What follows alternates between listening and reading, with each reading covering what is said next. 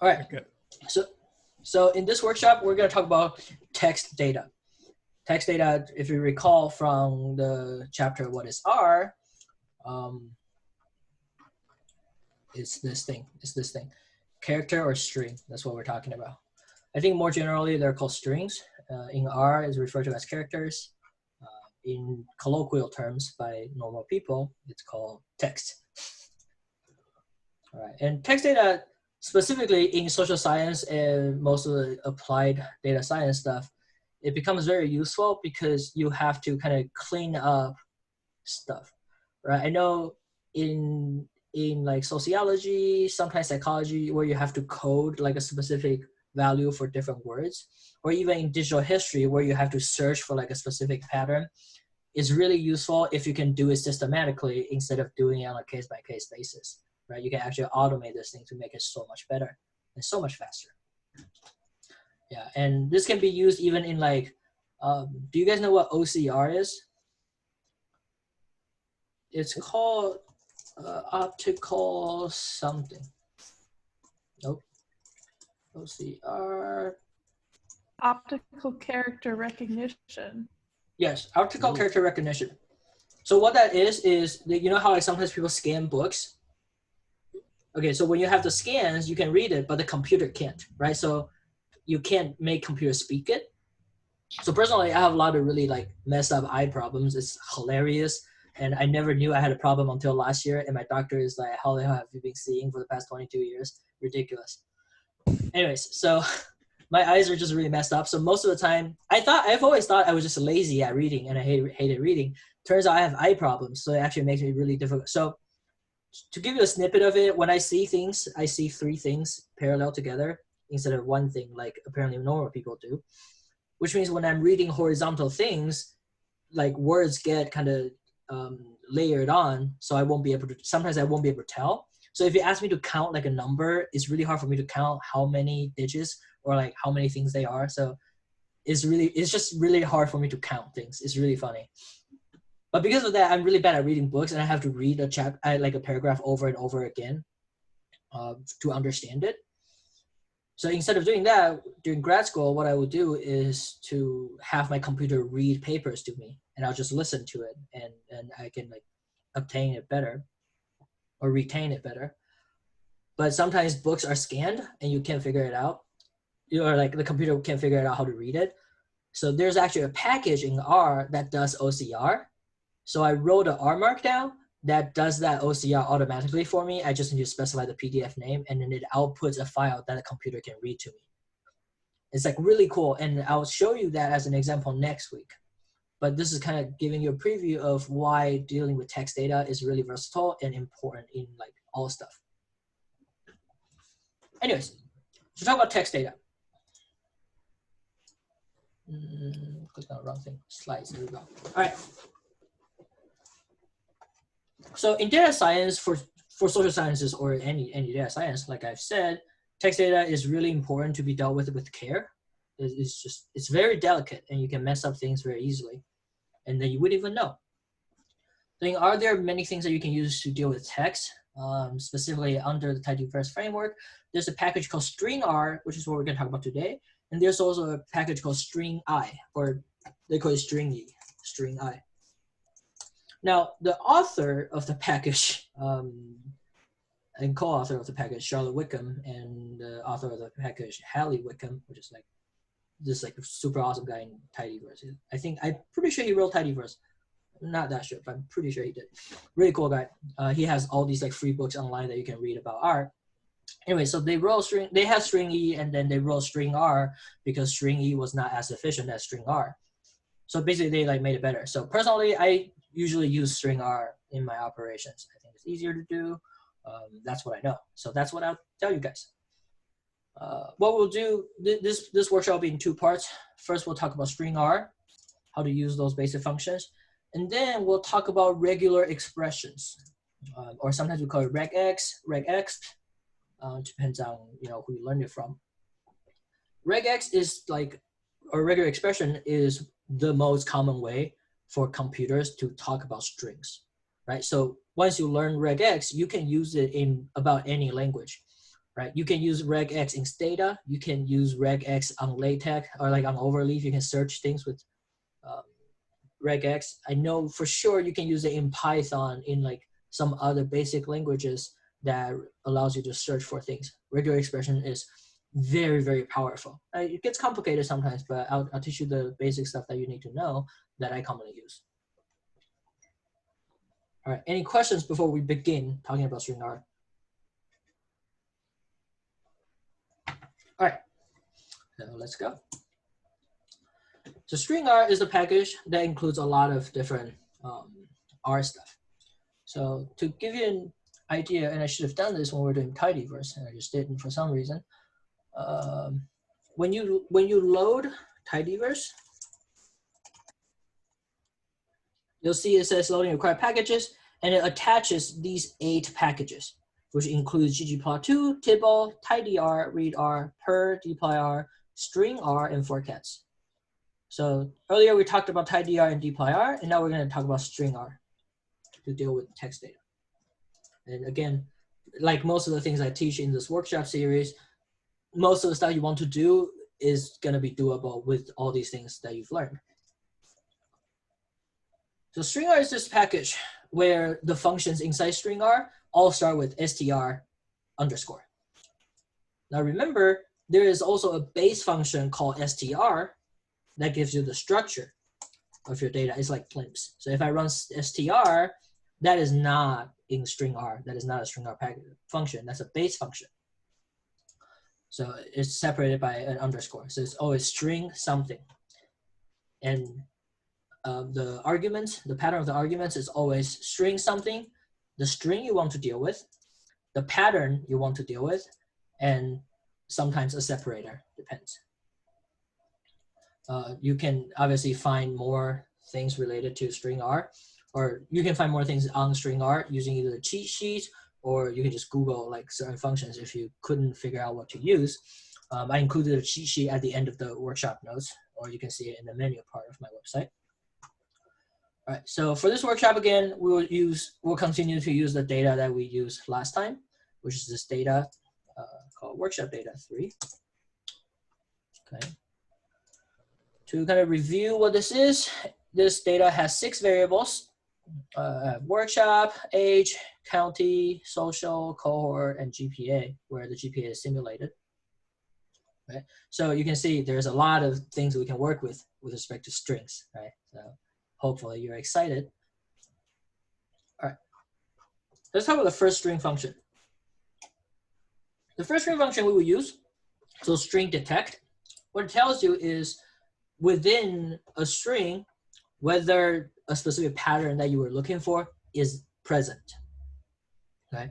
When you're dealing with strings, it's always about patterns. It's always about whether a certain thing exists. It's not specifically about like a certain text, but it's about a pattern. And this is really important because the concept of pattern will make a lot more sense once you get into regex. Okay. So the first thing we look at is string detect. What it does is it takes a string and then it takes a pattern. What it does is it search the pattern within the string you give it.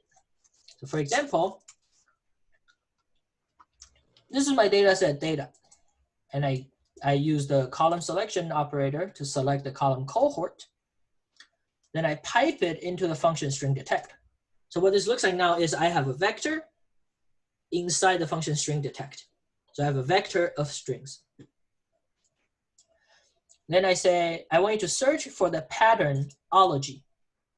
I want to find all the strings that have the word ology in it within cohort. So that's like sociology, psychology, anthropology, things like that.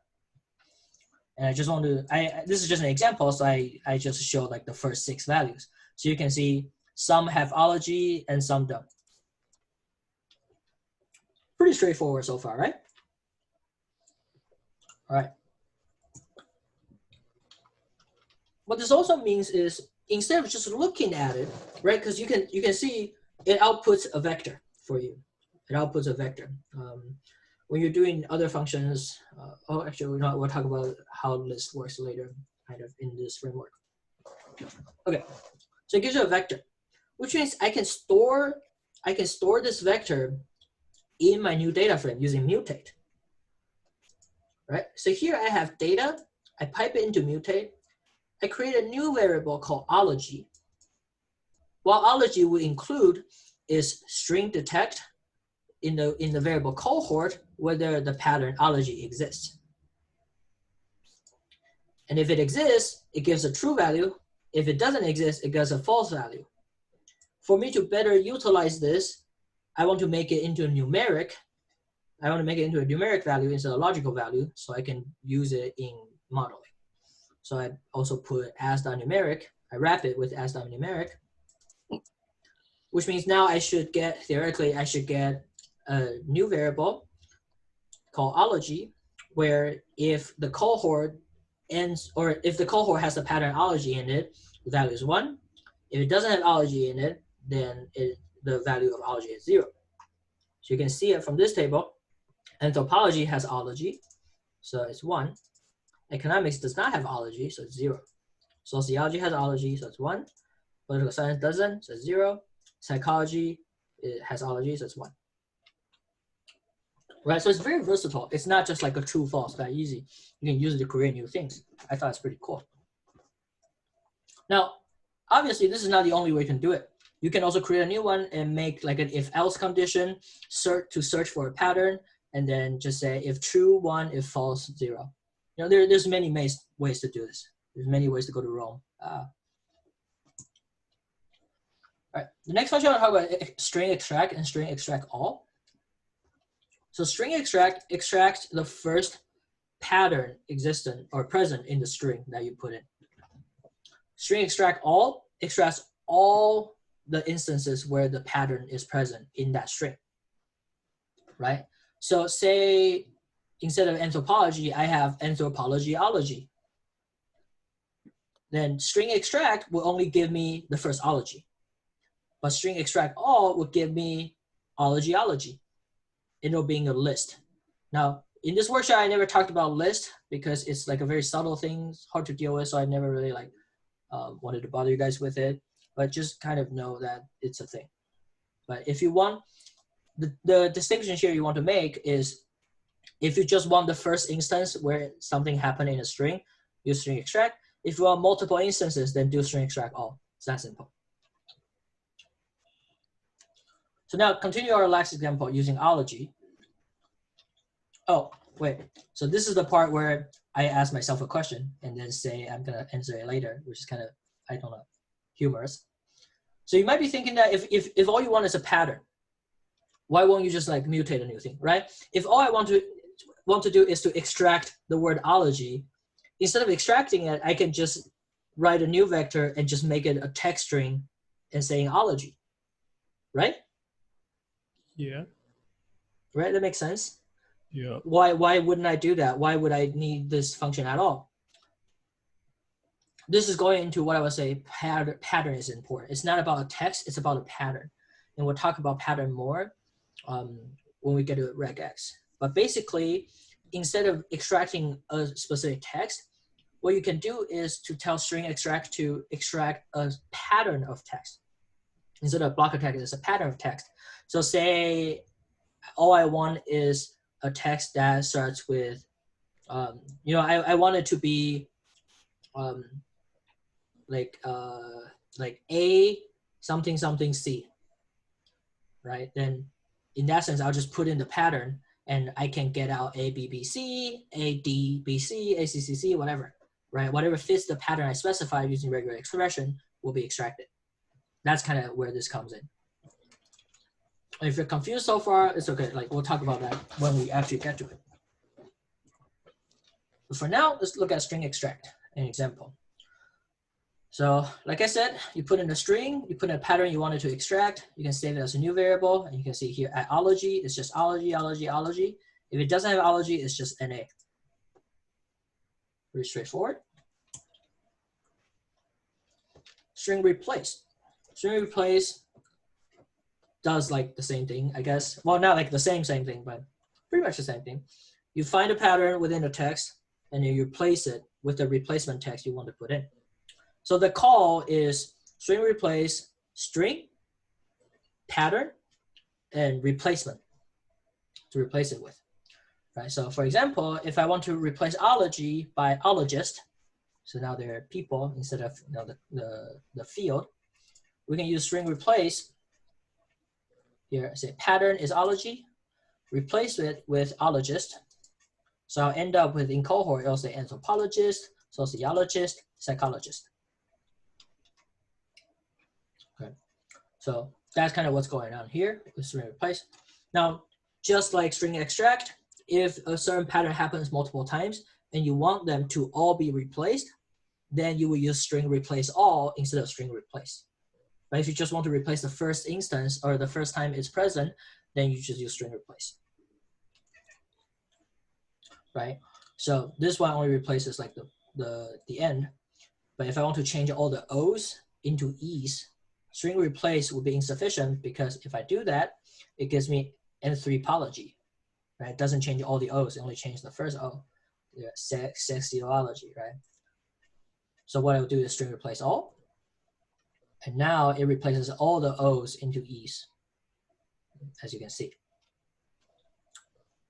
Now, if you want to remove a certain pattern, you can certainly use string remove and string remove all. Or you can use string replace all with replacement being empty, which means it just like takes that thing away. And that does exactly the same thing as string remove. So I'm not actually really sure why remove is a thing. I guess string remove has to be a thing if we want to follow Turing's like 6 action, but in the sense of practicality in data science, it's not that useful.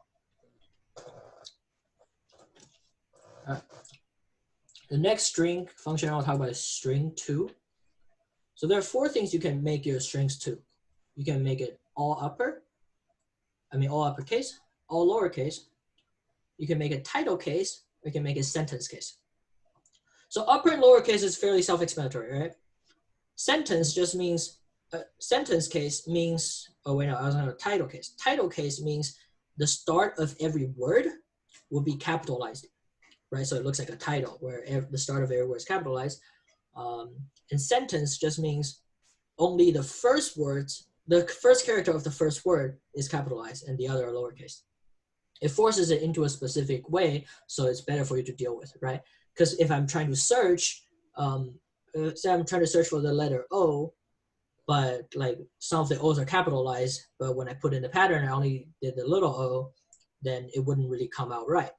But if I can force them into a certain shape beforehand, then when I search it, I can know exactly how I'm searching it. This is more for like tidiness and just to be double careful. So to give you an example, if I look at the second county in the data set, and I put it in string to upper, it's Franklin County, Ohio, and it puts every character into uppercase. String to lower puts everything into lowercase. String to title puts the first letter in each word capitalized and the rest of the characters lowercase. String to sentence puts the very first character capitalized and the other lowercase. Okay? Beautiful. All right. So that was all string R's. You guys have any questions about string R so far?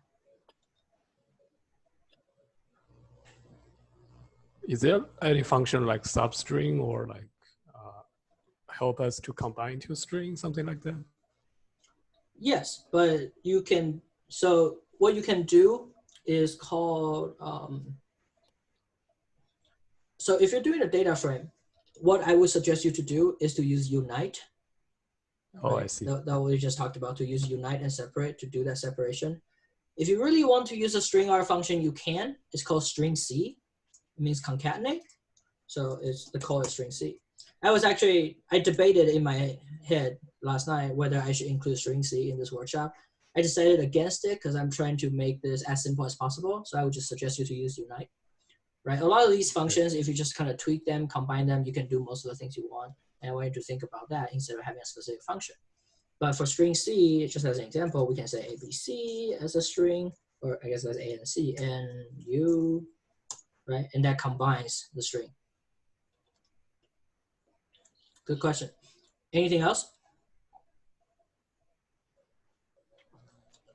All right, let's continue regular expression. So again, regular expressions, some people say regx, some people say regexp. It just depends on who you learned it from, I guess. I like regx better. It sounds easier just to read. Regexp sounds kind of weird for me. Right. So what regular expression does is it allows you to specify a pattern that is uncertain. So it can be like literally just a pattern instead of actual text. And it'll become clearer and clearer as we go on. But for all the examples, when I talk about regex, I'm going to use string extract and sometimes string extract all from the string AAA, BC, 1, 2, 3, D. Okay, so just remember, like from now on, the examples I'm using, I'm extracting some pattern from AAA, BC, 1, 2, 3, D. All right. So first thing in regex is group block. People use this, but they don't really like talk about it that much for some reason. Like it took me a while learning in regex to finally learn group block, and every time I'm like, I have no idea how to specify this, and I got confused a lot when I was first learning it. What this does is it lets you group things together, and it lets you put in a block, right? So from now on, I'm gonna say either a character or a block, right? These are the units in the string. So I'm just gonna say unit. But when I say unit, I mean either a block or a character itself. So what the parentheses does is allows you to search for a block. So here you can see string extract, the block ABC, and I get ABC. This is not that great of an example because technically I don't even need to block it to really find ABC. You really use the block thing when you're doing like an OR condition and stuff, which we'll talk about in a bit. If I do string extract all, and I make a group ABCD, but ABCD doesn't exist in here, I will get nothing, right? I get an emptiness. This is the OR condition. OR condition is the same way you do it in filter or any truth condition. You can just say match anything, like match this thing or this thing or this thing. But what you would not do is end. There's no end in string searching because, I mean, if you want end, you would just put it next to each other. You don't need to put an operator. This is where group is like starting to show.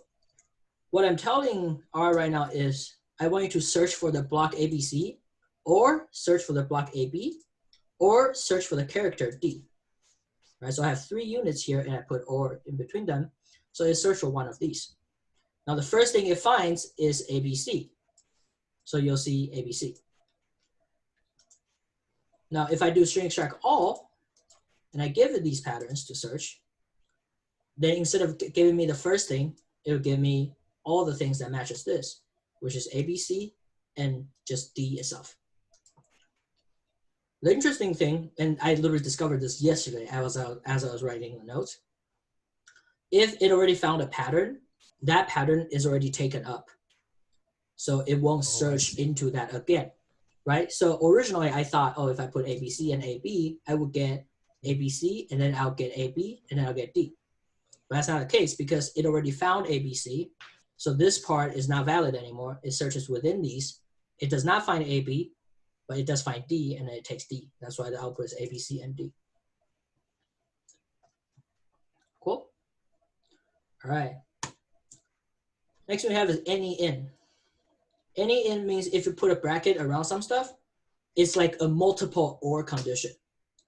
When you put many units within a bracket, it's the same thing as adding an OR in between all of them. Right? So if I search ABC with brackets, that means either search for A or search for B or search for C. So when I do string extract, it only finds A because that's the first pattern, A. But if I do string extract all, excuse me, it searches for A and then it searches for, and then it finds A, it finds A, it finds A, and now it finds B and then it finds C. So I get A, B, C. And this is just like an unimportant detail, but this double bracket here as our output, that means it's a list. And I mean, I didn't talk about what list is, so you don't have to worry about it. All right. This operator is called 0 or 1. So it lets you match 0 or 1 unit when you put it after a unit. What does that mean? So when I put in regular expression in extract, I say the unit AB, so a block AB, and the unit C, but I can either have C or I don't need to have C. Either whether C is present, I want it. Like I will take the thing, right? So since C is present here, it will search ABC for me. But if I do ABD question mark, it means I can grab it whether there's D or not. So what it'll grab, since D is not after AB, it'll grab just AB. Make sense? Yep. Okay. Oh, in base R, there's a function called grepl or grep and grepl. A lot of people who learn R from the beginning really like using it. It's the same thing as string extract, but it's in the base package. It's more complicated. I never bothered learning grepl because I know how to use string R. Yeah. How were you gonna say something? Nope, nothing. Oh. Okay. So now we have 0 or 1. We would also have 0 or more, which is this asterisk is 0 or more. So it works the same as the question mark, except instead of matching for 0 or 1, it can match for multiple, right? So say in here, I say, all right, match for either 0 or more B's in the pattern A, B, C, right? So what this will do is I will match any pattern that is at the very least A, B, C, at the most A, a lot of B's, and a C, right? It matches anything in between that, however many B's I want. So technically this is redundant. I could have just written A, B asterisk C, but I just kind of do this as an example or like just for show. So you'll see, because I only have one B, this B becomes like the 0, right? So my pattern is ABC in terms of the string I'm searching. So my output is ABC. As another example, where I have A star, B, C, then that means I can have as many A's as I want, as long as it starts with an A and ends with BC. So it gives me A, B, C, right? So now we have 0 or more. We have 0, 1, 0 or more. The next thing to have is 1 or more, right? If I need at least 1, right? Now this is at least 0, but now I want at least 1. So to reduce my tolerance a bit, 1 or more or at least 1 is plus. It's just a plus sign. So for example, if I search for A plus BC, it means I need at least one A, but I can have multiple A's and then ends with BC. So when I do that, I get A, B, C, right? And it's like, it acts the same way, just A, B, C. Now this is where it starts to get cool when it comes to patterns. A period means anything. It's just a unit. It's like a placeholder unit. It can be anything you want. So when I do A.C, it searches for ABC, right? Because this can be anything I want. So it's A, whatever I want, and then C. So ABC. Same way, if I get A.C, I get AABC, right? Because it ends with C and it has to start with an A. And there's like 2 things in between. What this also means is I can search for the same string. If you look at my console, I can have A.plus. It means I want 1 or more placeholder, and this pattern starts with an A and ends with a C, and I get AABC, right? Because dot plus means however many placeholder I want, at least 1. Cool? All right. This is really powerful, but sometimes you might accidentally use it wrong, so it just matches anything you want.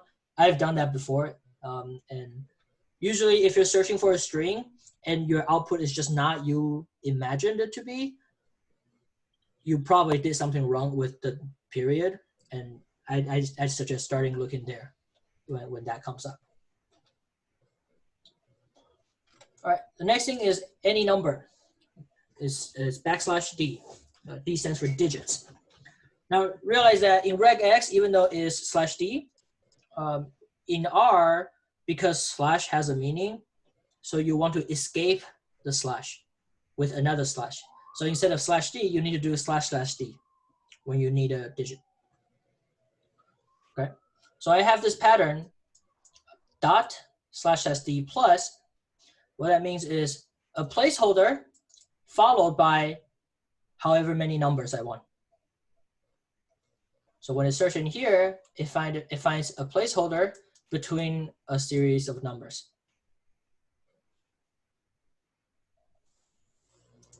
So I get C123. If I just say placeholder number, then all it does is it finds a number with a placeholder in front of it, C1. Now this part is not valid anymore, so it goes here. It's a number, but there's nothing before it. So it goes to the next number and then take the placeholder, so you get 2, 3. And that's why in string extract all, you get C1, 2, 3 with this call. Does that make sense? Okay, any questions so far? I know regular expression can be a lot and somewhat overwhelming sometimes. So if you have any questions, ask right away.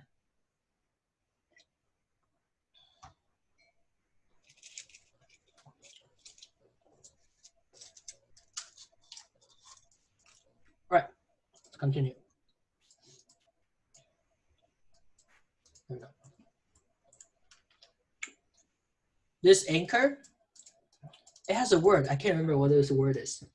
I literally learned it for GRE, and now I can't remember what it's called. But I call it an anchor.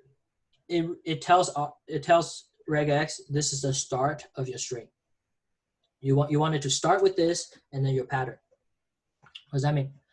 When I search for this thing and I say my pattern is a dot, it finds a dot, and that's not valid anymore, and then it finds another a dot.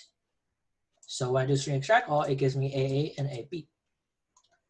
But if instead I just want the start of the pattern to look like this, or the start of the string to look at this pattern, to look like this pattern, I have an anchor, a dot, which means it has to go to the beginning of the string and find the pattern a dot, which is why it only gives me AA and doesn't give me AB. Make sense? Yep. Good. So if we have the start of the string, we should also have the end of the string, which is $. It works exactly the same way as an anchor, but instead of being before your pattern, you want it to be after your pattern. Right. So if I search string extract all with the pattern ... which means it's 2 placeholders, I want 2 units, what do I get? I get AA, I get AB, and I get C1, and I get 2, 3. And then D is just one thing, so it doesn't come out. But if I just want the last 2 characters, right? If all I want is the last 2 characters in this string, I can add a $sign to tell it I need you to search the last 2 characters at the end. I want you to search the last 2 characters, or 2 characters at the end of the string. Then what it'll give me is it'll go to the end and it find the last 2 characters. So you get 3D.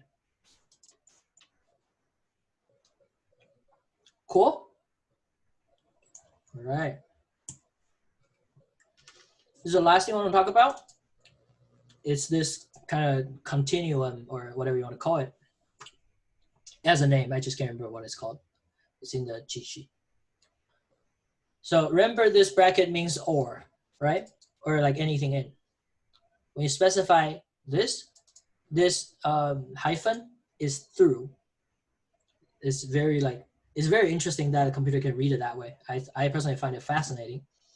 So when I do bracket A minus Z, what that tells the regular expression is capital A through capital Z, but just 1 unit from this thing, right? Remember, this everything is like a 1 unit thing.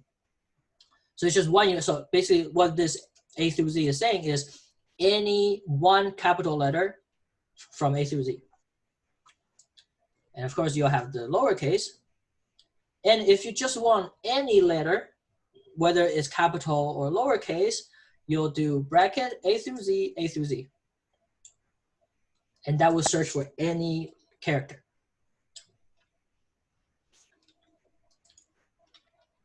Make sense? Yeah. All right. So now we have some exercises that I want you guys to do. Because regex actually takes a lot of practice for you to finally get used to this pattern way of thinking. So I wrote 5 exercises, I think, for us to do. Examples. So the first example that I want to talk about, if I want to clear the county column, now remember this is what my data looks like. I'll glimpse it. This is my data. Now this is a question for you guys. If I want to clear the county column, so it only has the name of the county and not the state or the word county, what do you do?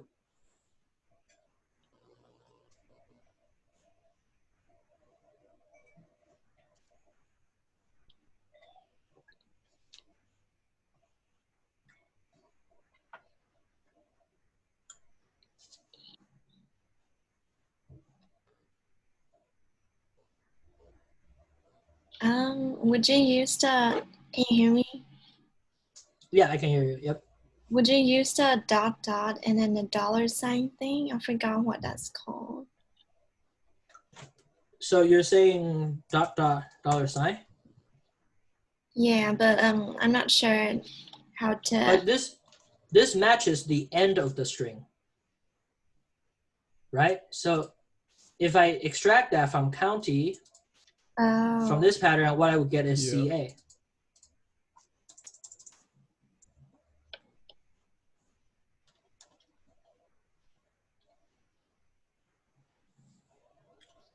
Oh, by the way, space also counts as a unit in case you didn't think of that.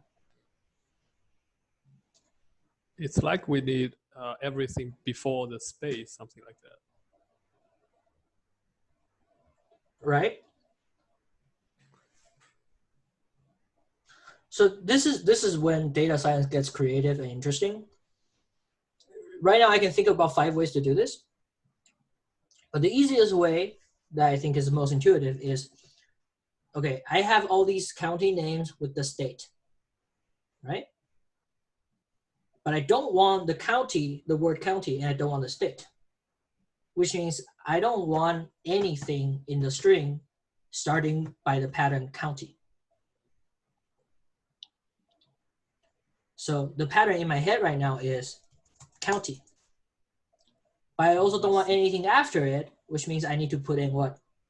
State. Oh, sorry.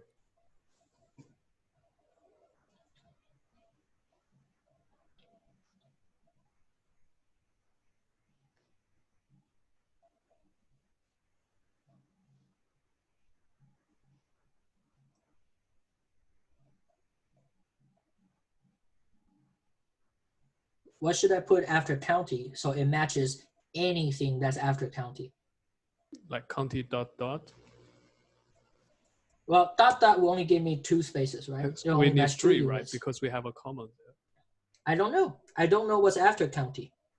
The All I know dot is dot plus, right? That matches county and everything after it. Oh, I see. And I also know that the word county has a space before it. So I can add a space. When you're doing regular expression, and this is something I didn't mention yet, when you're doing regular expression in the stringr framework, you want to quote, you want to use double quotes to quote your pattern. And then you want to add a parentheses on the outside. You don't wrap it with the parentheses. You can see what I'm doing. Excuse me. And because the reason for the parentheses is actually you're calling a function. Because inside string R, it's just taking random patterns. If you want to specifically tell string R that you're using regular expression, you have to tell it regex. I'm using regular expression as my pattern. So the for call will be the for call is data, pipe it into mutate so I can change the column. I'm changing the column county. And I need to do string, remove or replace. of the column county, the pattern I want replaced is this regex pattern. And the replacement I want to replace it with is empty. Right? So that removes everything after starting the word county. Nice. So when I run that, you can see like county is like replaced. But some didn't. Some didn't get replaced. Well, some are because they didn't actually write a county. Some didn't have the word county. So then what do? Well, for the cases thing, we can either manipulate a case first, right? We can manipulate it to like lowercase first or uppercase first, whatever you want to do. Or you can think of the other way and say, I want to search for everything that's before a space. Yeah. Or you can say, I want to remove, you can do remove twice, where you remove anything after a comma, and then you remove any word that is county, right? So here I actually wrote a solution. I can mutate county. Oh, this is much harder than what I have described to you. So the pattern here is, it starts with a comma,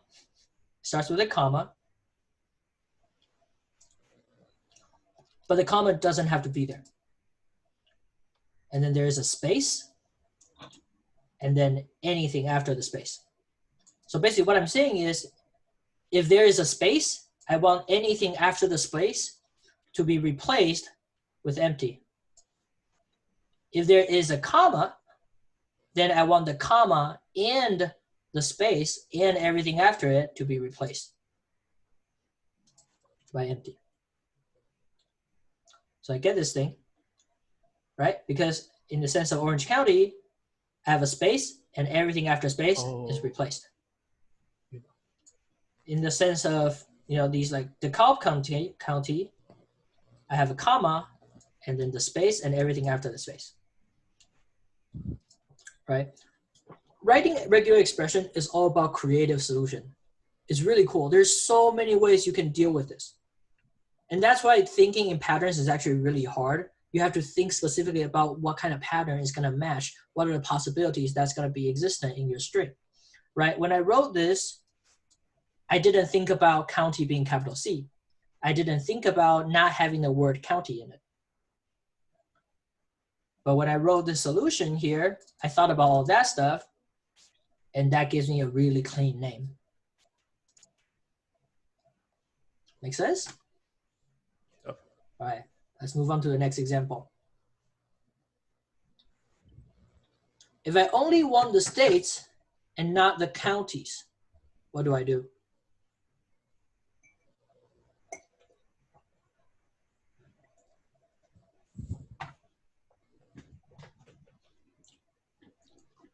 Think about it. I'm gonna go grab some water.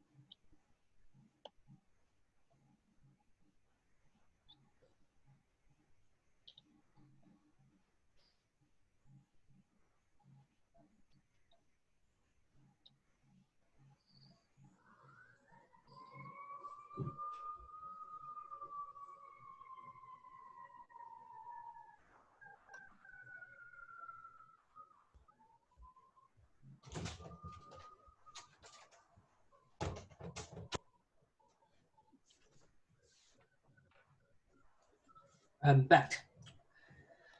Who wants to answer this?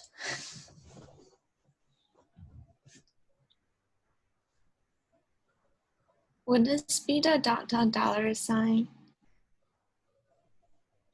Yeah, that's one way to do it. So what Vivian is suggesting is to say, all right, Vivian, what's the function call you want to use? What string function do you want?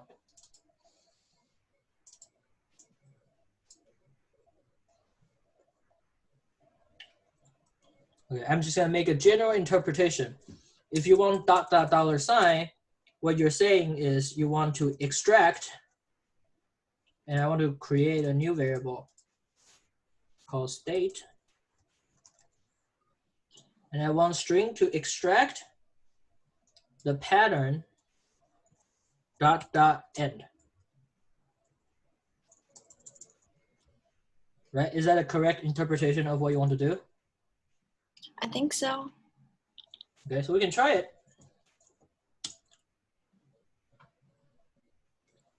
So we'll end up with state where, yes, you can see there are two characters. But then you realize, wait, some characters are like, it's the character NA, not the value NA, it's character NA.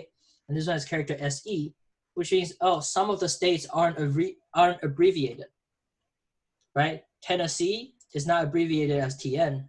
South Carolina is not abbreviated as SC. So what else can you do? You want to take this one, Mac? Yeah, I don't know if this will work, but you could do a space and then dot plus dollar sign. So But that space dot plus dollar sign. Okay. Yeah. That seems good. That seems fairly creative, right? I want a space and then whatever, and then it ends. Okay. Is there a comma after the space? Maybe? I don't know. Well, we can try this one first. But Okay. from looking at it, I don't think it'll work, and I'll explain why in a little bit. Okay. All right. So we can see it didn't work. Yeah. Because remember, when stringr is searching for a pattern, it starts from the left and it searches to the right, which means it finds the first time this pattern is fit. Which means when I'm searching Orange County, what I extract is space, and then everything after it, which is county, comma, stuff. So should I put a dollar sign after the space? So it's the last space? No, dollar sign is the end of the string. So you can't really ask it to search for the last space. Like, Okay. you have to specify a pattern and not it's not like a absolute thing, right? Or I guess it's not a relative thing. You have to specify a pattern for it to match. Okay. You want to try it, Nicolina? Did you do comma space dot plus dollar sign? Comma space dot plus dollar sign. Yeah. Yeah. See how now we have states?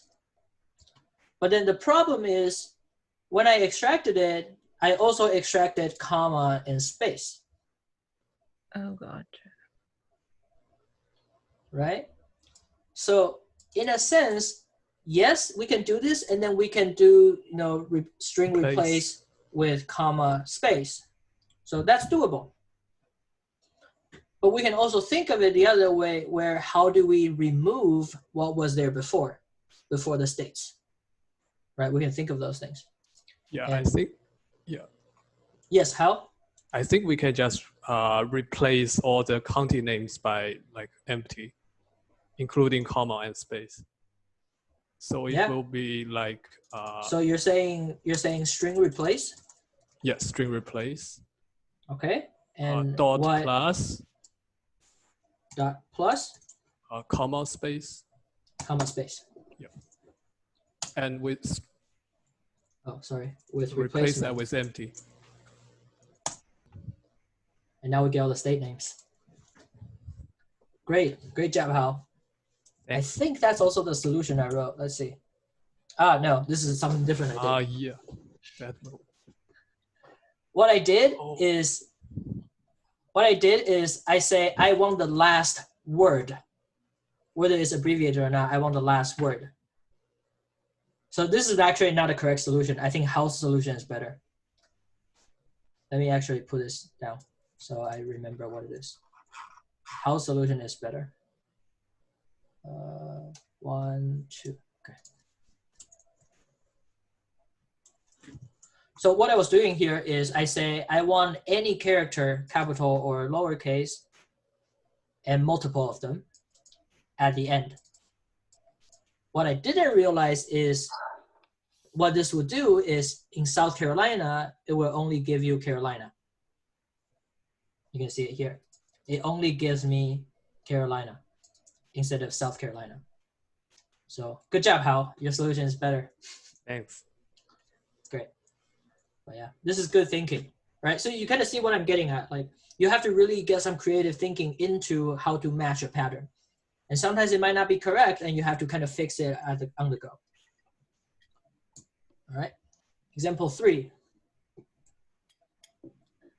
If I just want the first 3 letters of each cohort name, right? Because right now anthropology is really long, political science is really long. How do I get this abbreviation? How do I get only the first 3 letters of the cohort name?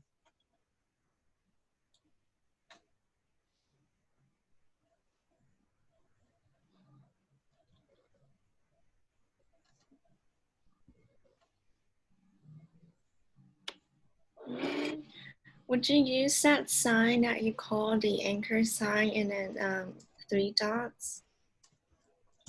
Exactly. Oh, then I don't need to type it out. I just want the first 3 letters, right? This is an easier example. I just want the first 3 letters. So I have start and 3 things. Just give me 3 things. So that's gonna give me cohort with just the first 3 letters. Good job. 4th example. If I want the 5-letter cohort endings of the cohorts that do not end with ology, what do I do?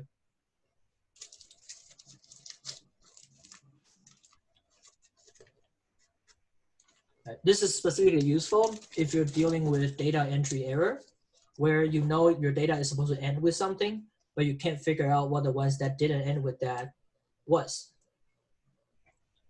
Then you can use this to figure out, right? Like for example, and this is another example, I guess, but you should keep thinking about this. This is easier. But for example, in the sense when I'm dealing with counties, some people set their state to be full name. Some people set their state to be, what's the word? Some people set their state to be abbreviation. But if I only want abbreviation, what I can do is to find this end pattern and then match them to the abbreviation and then merge it back into my data to get all abbreviation. But that's the point of this example specifically. Any thoughts?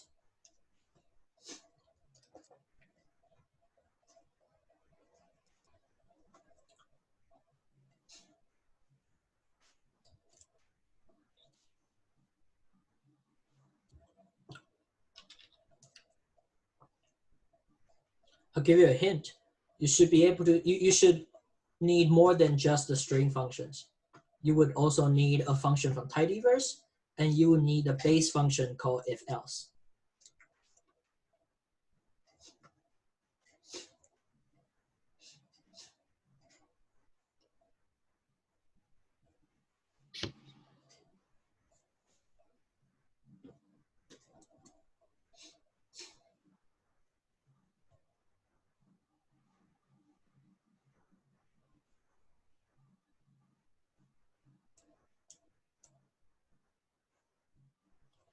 Any thoughts, Nicolina?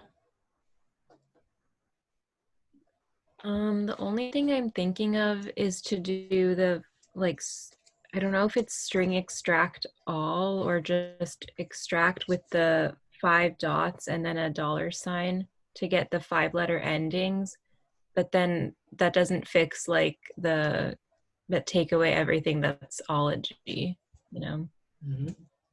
Yes. So the string R aspect of it, you got it. That's completely correct. So what you want to do is do mutate to get a new variable.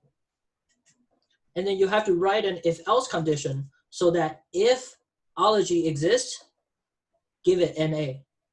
If ology does not exist, then take the last 5 letters. How do you figure out whether ology exists?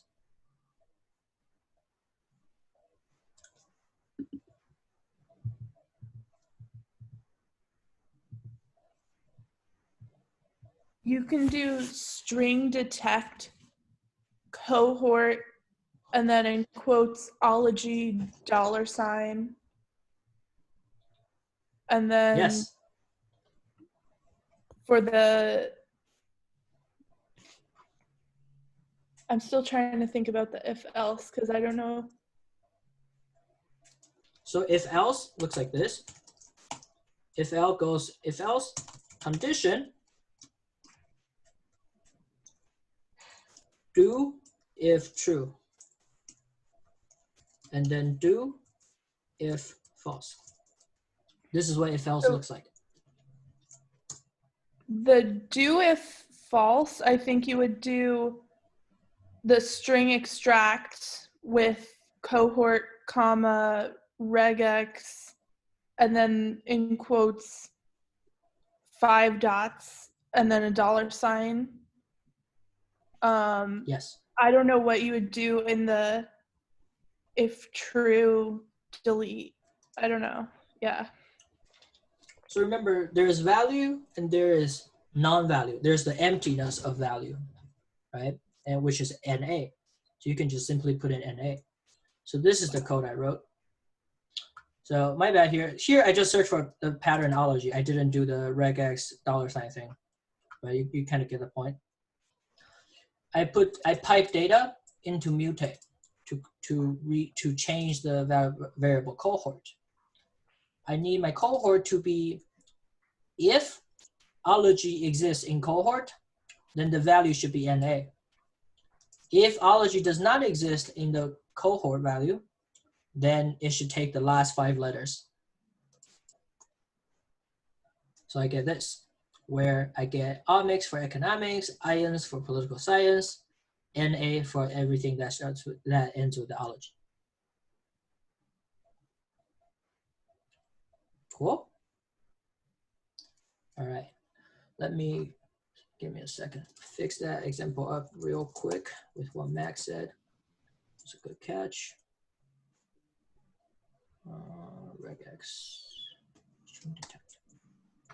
All right, our last example here. How do I make sure that every cohort name only has the first word?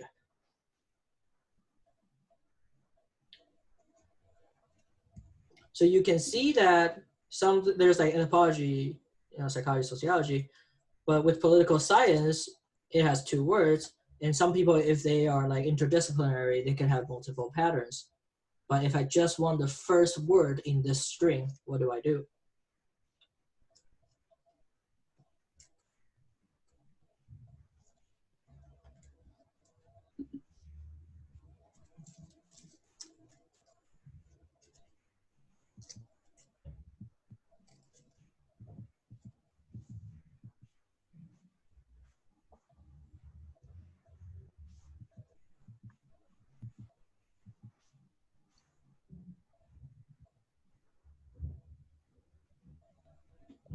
Would it be string extract and then the anchor sign and then just 1 dot?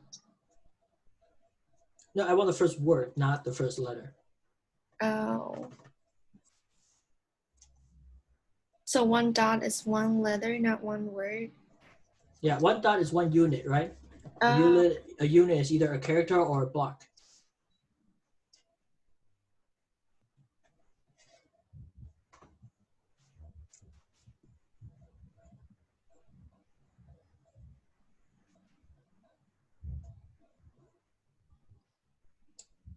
And could you use the plus and then just space? Yeah, dot plus space. That gives me, oh, I don't know why I did space dot plus. This is wrong. Oh, wait, no, this is fine. I did space dot plus replaced with empty.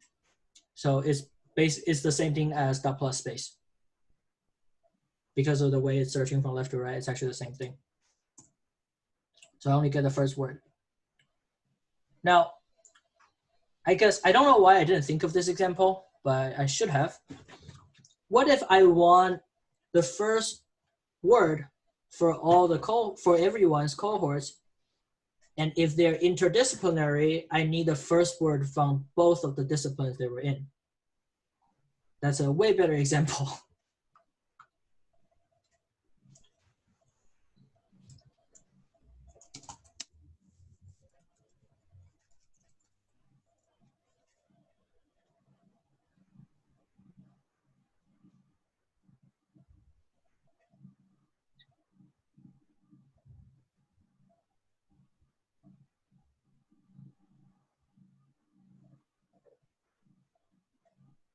And I guess I'll give you a hint. This will be following what Vivian was talking about, how she described her code. You would do extract, and then you would have dot plus space, but you need more than just that.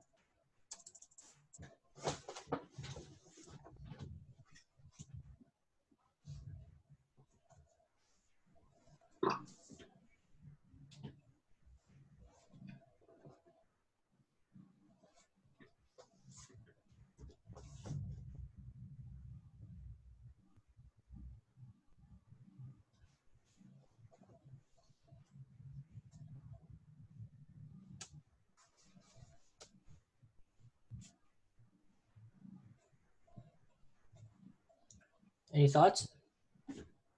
I'm sorry, can you repeat the question again?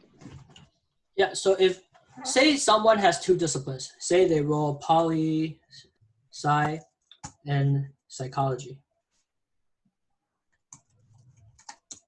Say they rolled that. How do I extract poli, sci, and psychology?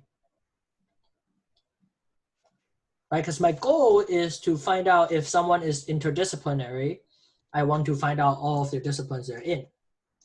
Right, so it could very much be poli-sci, poli-sci, psychology, GIS, it can look like that.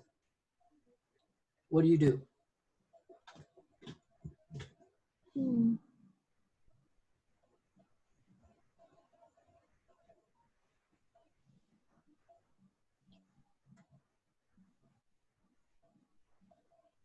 Would you just do the same thing, but like everything after a slash or whatever the thing that separates each like discipline is? So you are suggesting, like, what do you suggest as a pattern? Like we have already dot plus space. Right. I have nothing right now, so tell me exactly what pattern you'd like me to type in. No, was it dot plus space is what we had? Okay, dot plus space. Well, I'm not really sure, but then like that and like, I don't know, to do everything, like I guess slash dot plus space or something, but it depends like if everyone used a slash or if everyone used like a semicolon. Okay. Like, I don't know. So based on what you've learned, what would you do? I don't know. Also, by the way, I actually don't think dot plus space will work for the original scenario, because if there's no space after anthropology, it wouldn't be matched, I think. Or maybe I'm wrong. Yeah, see how it's not matched at all? Because there's no space. So this is where the question mark comes in, right? The 0 or 1. So if instead of having a space there, I said it can have a space, but it also might not have a space. So I have space, question mark.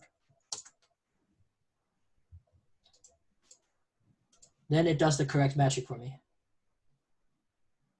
I'm So sorry. then what would happen? But then what would happen is it'll also match things like this, where it just pretends that there's no space and then do it. What were you saying, Vivian? Sorry, can you explain what the question mark does again? Is 0 or 1.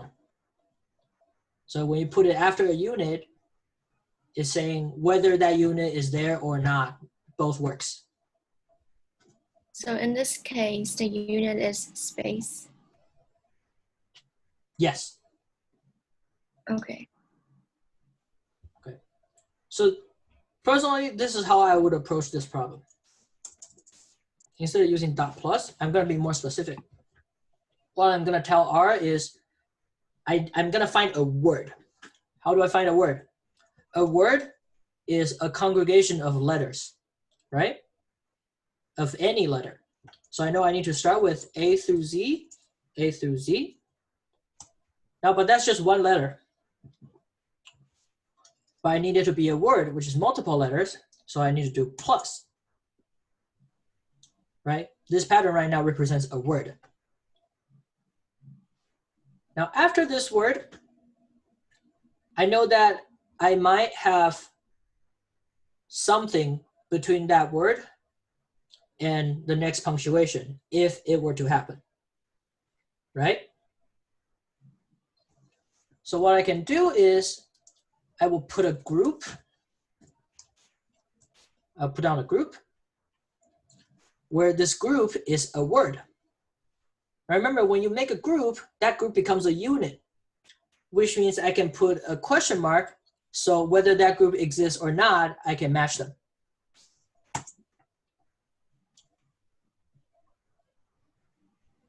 Okay, this is getting complicated. So after that, I say, okay, I might have some punctuations, right? But it really depends on what it is. Now what you can do is to find out what the punctuations are, or you can use a general regex expression called punct. I don't usually use it because usually I know what punctuation is. If you have a guess of what the punctuations are, you can put it in here. Say, I think it might be, a slash, but it might not be there. It could be a semicolon, but it might not be there.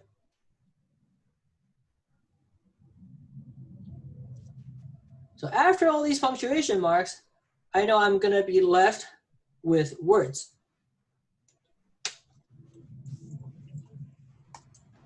Which means I can put another group where I have a word in it.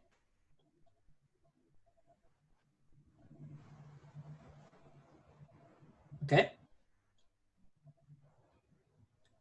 So notice that the way I wrote it doesn't have any space in it. Which means if I were to search political science, what would I end up with?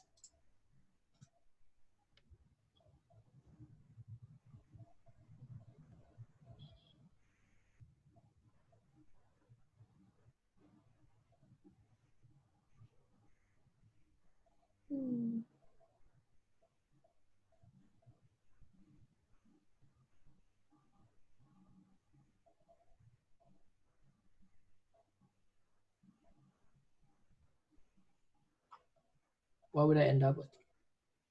Let me make sure my slash doesn't need to be escaped. I can't really remember off the top of my head. Yeah, my slash doesn't need to be escaped. It's good. Okay. With this pattern, if I search on the string political science, what do I get?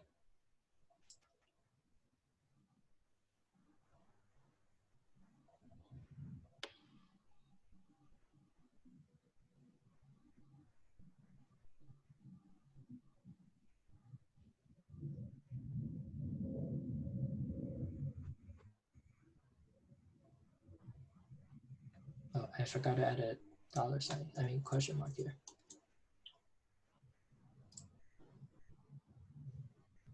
Nicolina, what does this pattern say? If you were to read this pattern out loud. I don't really know, but you have a word, and then you have, I'm not exactly sure where you go from what that means. You have a word, and then you have the group. Yep.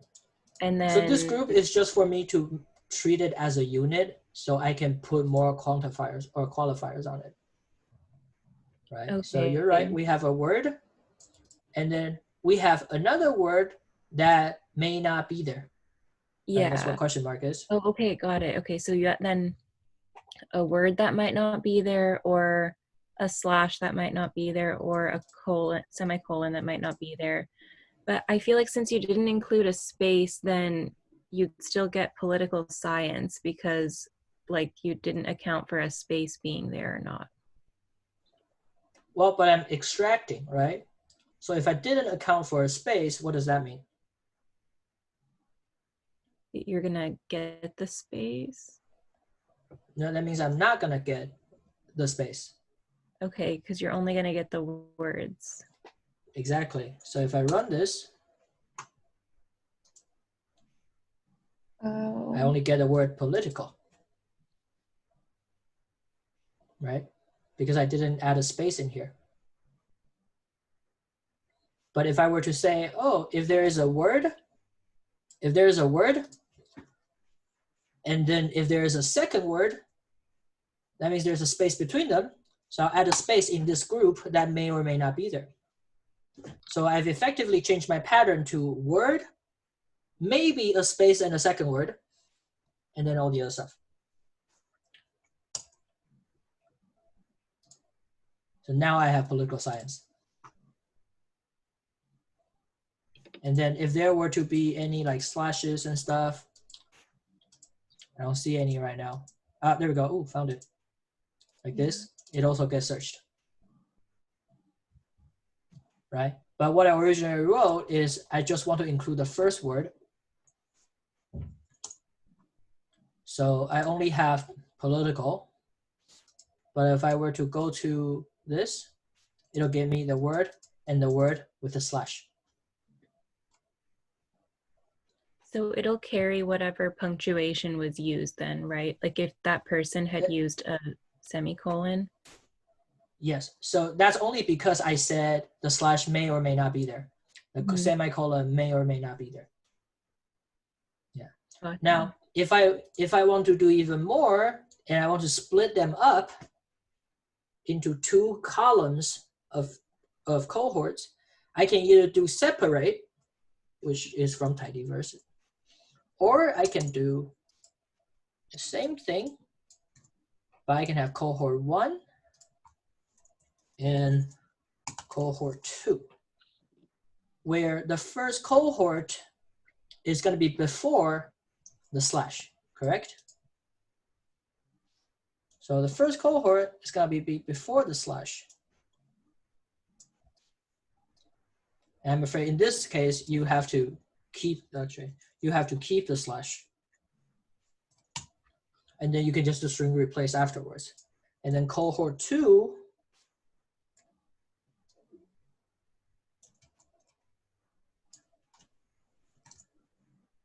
would be starting from the slash. What do you have? Right? So actually, yeah, one of those. Actually, I need to force one of the punctuations to be there. So what I need to do, since I need the punctuation, what I need to do is there's either a slash or there's a semicolon. It's one of them, right? I can do the same thing with bracket with these two things. I close this call, and now I have cohort 1 and cohort 2, and oh, it didn't fix because I need this.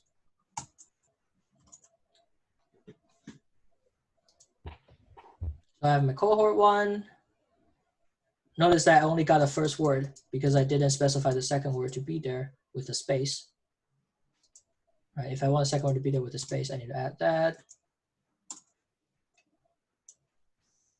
Cohort 1. Okay, so you can see there's psych, and then there's poly. And then you can just do a string replace them. Technically, in regex, there is a way to use, it's called look around. where I can say, give me everything before the slash. But I didn't want to like put too much into the session, so I didn't really talk about it at all. But just know that there is a way if you were to look it up. And notice how political science is now a complete word because of this space that I added here. Cool. All right.